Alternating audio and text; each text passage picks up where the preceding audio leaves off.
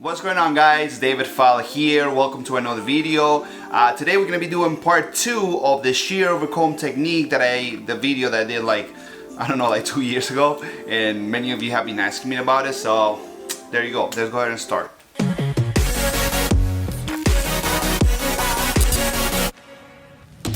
So for today's video, we definitely gonna need two tools, right? One is gonna be our shears. We're gonna use our shears, and we're gonna go ahead and obviously use a comb.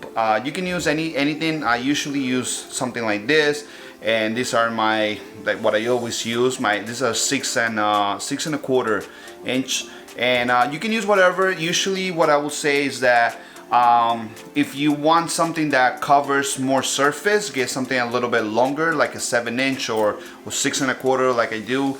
And then if you want something with more precision, then obviously you want to do something smaller, like a 5 inch. Some people even use like 5 1/2 or 4, or like actually 4s. I've seen people use 4s, which is crazy to do shear over comb, or scissor over comb, right? But you know, whatever you use, whatever you feel more comfortable. Obviously, before you start this video, make sure you watch the video before, because the video before I actually show how to do the technique to just move one blade and how to like move it with your comb. So don't forget to watch the video so you can come and understand this one a little bit better.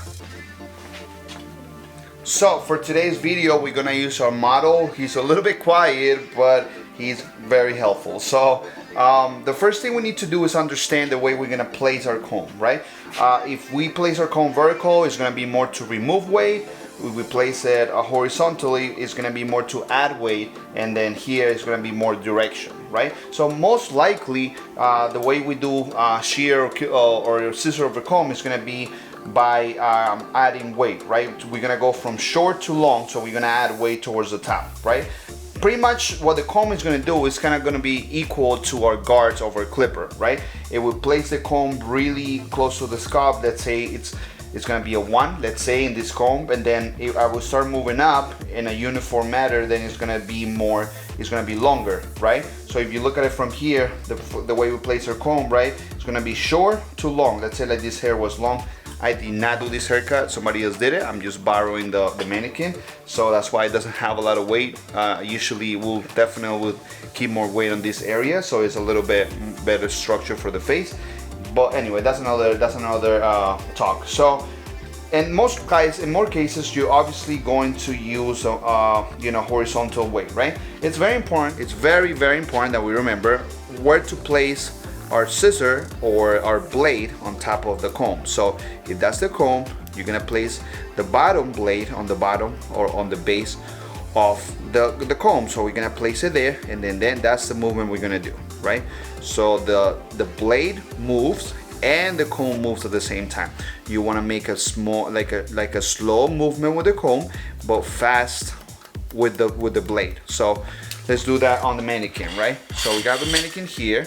And then what we're going to do is we're gonna place our comb, then we're gonna place our scissor, and then we're gonna move that blade quick, and then we're gonna move without going in. If you go in, you're gonna do something else that most likely you're not gonna do. If what you wanna do is to round this, fine, go ahead and do that. But if you're trying to make it more square, then obviously go straight 90 degrees from the wall. That's something important to always keep in mind. So we're gonna go ahead and move our clipper like that. I'm gonna do it like this so you guys can see what we're doing. So we're gonna move that, and then we're gonna go just move it like this in that angle.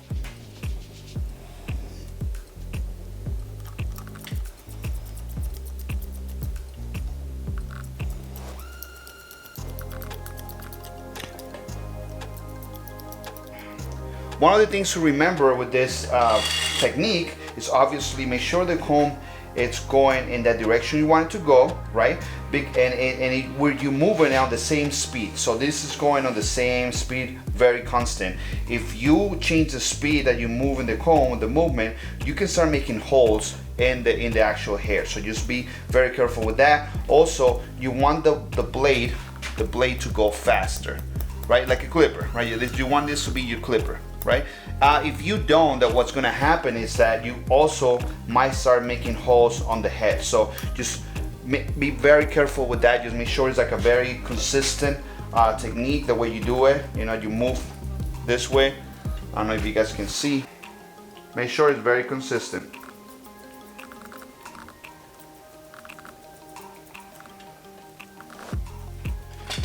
And that is the video, guys. That's how you scissor over comb. So, you know, just keep that in mind. Just practice. If you can't do it right away, just practice. Just practice a lot. Practice on mannequins. You don't want to practice on clients so you don't feel comfortable.